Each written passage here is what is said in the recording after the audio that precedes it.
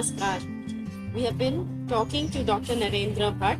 He has been telling us about diagnostics in Ayurveda. We have learned about Ahar. We've learned about Bihar. Now, Doctor, can you please shed some light about Aushadhi? Yes, let us continue with our little more learnings about the third aspect of the treatment, which we call it as Aushadhi. The Aushadhi in a way will encompass everything that comes under medicine. Of course, the medicaments forms the main part of this Aushadhi approach. Ayurveda is very rich in Aushadhi with thousands of formulations. As per one analyst stating, about more than 87,000 formulations are there in the texts which are known to be Ayurvedic. More than 1,000 ingredients of, or rather 1,200 ingredients of natural origin like medicinal plants, trees, animals, animal products, minerals and metals. So this gives Ayurveda a big strength of using a substance coming from nature to treat back the human being, which is part of the nature. That is the basic fundamental approach of Ayurveda. That we take from nature, give it back to the human being, who is also considered as a part of nature, a phenomenon. The pharmacopoeia is very vast. There are at least about 30 to 40 dosage forms which are used in Ayurveda. If one goes into details, there are more than about, it goes to even 81. So what I'm talking is about how a product is to be administered, how a drug is to be administered.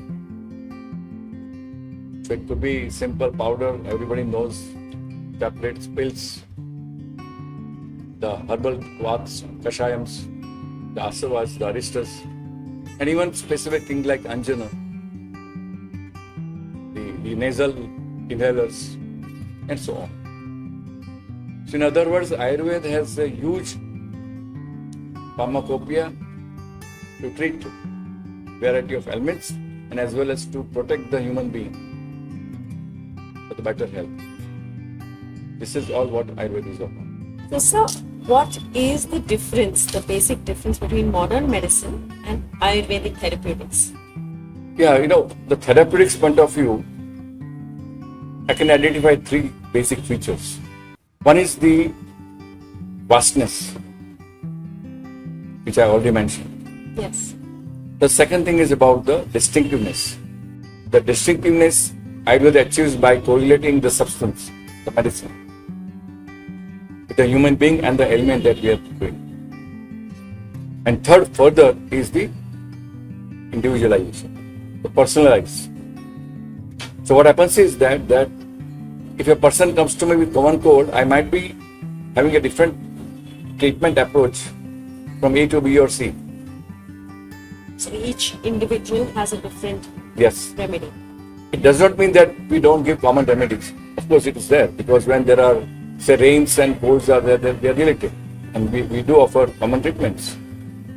But when it comes to the ailments, the diseases, the way they happen, we already discussed about the diagnostic part of it. So keeping in mind all those diagnostic approaches, the Ayurvedic physician is able to customize a treatment of an individual with the first distinctiveness. The second is that it is not always a symptom or a disease-oriented and agent-oriented. The common word that we use is antibiotic. It has remained adaptive, and yet it has remained continuity. There is a continuity, and yet it has the ability to adapt to the new situations. So disease might have changed, the form of disease might have changed, but the symptomology and the effectiveness of the ingredients and the drugs could still be utilized to address new ailments, new diseases. So for us, it is becoming more and more, I think Ayurveda is becoming more and more scopeful. There's become more opportunities now. From that acute treatment approaches which were there, now it has become more and more broad-based, personalized. So in today's day, that has become more value. As the world is looking for personalized healthcare, I think Ayurveda is providing the personalized healthcare solutions in terms of medicaments also. Now, of course, we do come across situations where there are challenges. The biggest example which we have where we underwent the process is pandemic. And I am again referring to it.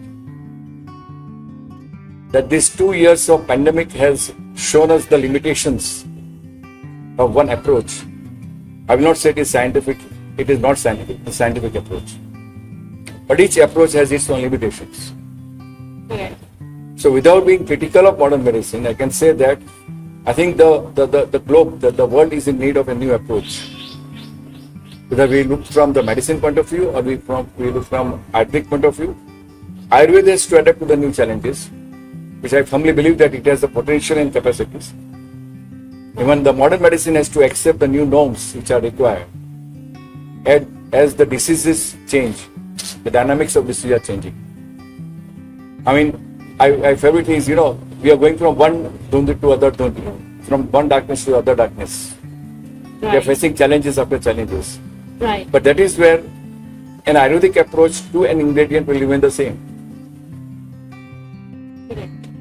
It is as simple as that the ginger will remain ginger, the turmeric will remain turmeric, ashwagandha will remain ashwagandha, Right. and a Sitapaladi Churna will remain Sitapaladi Churna if we are able to adhere to those norms.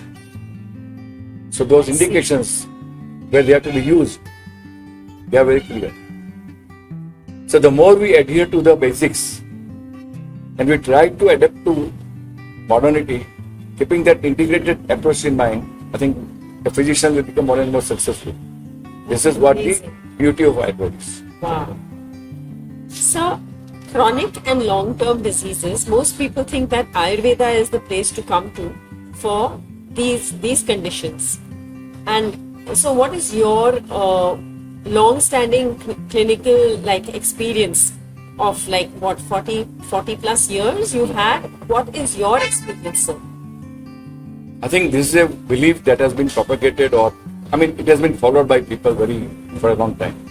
For the simple reason that the 5 decades of growth of medicine has been in the form of specific targeted disease solution. Because the solution was available, obviously the people were looking at Ayurveda as an alternative to other ailments. Yeah. But I don't believe in that. If you ask my experience, I think I have handled typical cases in a reasonably successful manner. But of course, if the case comes after a long time with chronicity of a different kind, with all due respect to modern medicine, if it has gone through the whole process of that, it becomes more and more challenging for an Ayurvedic physician. But otherwise, the belief that Ayurveda does not have solutions for the infectious disease, this is not wrong. It is wrong. I remember conducting a full-day seminar on Ayurveda and infectious diseases about 8 years back, in the memory of my father, and where we proved emphatically that Ayurveda is as good as any system in infectious disease as well. Even the present viral infection, Yes. and before that viral hepatitis, or even you say acute conditions like allergies, Correct. or acute viral infection like herpes, or you look at even the blood pressure in a particular situation. I mean, Ayurveda has remedies which could be given in an emergency manner. Wow. I don't remember I getting afraid of fever. With up to 102 or 103 degrees fever, we have handled with Ayurvedic medicaments. Another is question that though now there is a revival of the medicaments which are from the strong medicine point of view, there are Ayurvedic rasastras. Yes. They are strong. And let me cover that subject now only. Okay. That people are afraid of mercurials and metals. Yes, we hear this a lot. Steroids as well. Yeah, so here what I would like to say is that the strong medicine, as we call that concept, is there in Ayurveda called as Rasaushadis. And every Ayurvedic physician has that capacity to choose the right one. Of course, there are some who are predominantly those schools of thought. People like me, we use it as and when we need it in an acute condition. So there is enough armamentarium available to an Ayurvedic physician to tackle an ailment of variety of types, presentations, manifestations, and so on. And this is what one enjoys when you are doing Ayurvedic practice, because you are able to offer a comprehensive solution. We don't look at only one symptom, or we don't look at one cause, Yes. but we try to connect the whole cause and effect relationship, which in Ayurveda we call as the disease process, which is of 6 stages. I will not go into details. And we are able to target what to do. So we don't only target the manifest, the disease, but we also try to attend to the cause. It's not only cause. Of course, there is a belief that Ayurveda treats the root cause.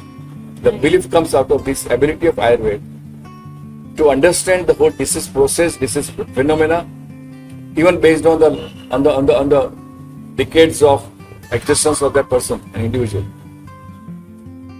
So we are able to choose those things and connect together, provide a solution, and that is mainly therapeutic solution that we are talking about. So, sir, modern medicines, when they are prescribed to a patient, and suppose that same patient wants to come to you, how do you manage? Is that something that can happen? Both the medicines can be had at the same time? There are times when we complement the modern medicine, which is not always the case. So if your question is about asking whether the allopathic medicines should be continued with Ayurvedic treatment or not, then my reply is that let that be the discussion of the Ayurvedic physician. A good Ayurvedic physician always will take cognizance of the whole situation, and accordingly he will take a decision about it. So one point emerges that please don't hide that you are taking a particular medicine when you are taking an Ayurvedic treatment. Let him be the decision. Let him use decision to tell you what to do and what not to do, because many times a thyroid treatment or a anti-hypertensive drug or any other such drug, the reduction in dose and other things, that itself become the marker of the improvisation of the patient. This one has to be very sensitive about. Thank you, sir. One more question, a quick question. Over-the-counter medicines nowadays is like, it's very easy for someone like me to go buy neem capsule or ashwagandha capsule. And I mean, looking at Google, I could just self-medicate. What is your opinion about these kinds of practices that are about these things? So, I mean, self-medication cannot be restricted. Let's accept that. And today's individual wants to be in control of his own health. So it's a process we'll have to accept whether we like it or not. So I have only one line of caution that when you take something, be careful about what you are taking. Yeah. Because simple thing like turmeric, we call it kurkuma in a botanical form, can appear into maybe 20-25 different types, forms. Right.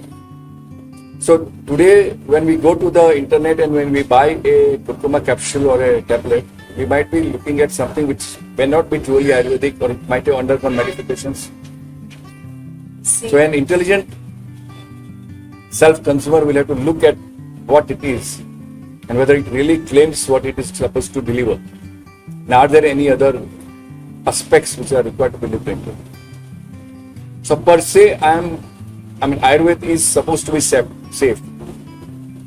But I dare say that behind that safety, which is mostly there, but there could be situations where one has to be careful about what one consumes. So I am suggesting a critical look at what you are about your intake. Yes. Thank you, sir. Thank you for all the input today. It has been a pleasure.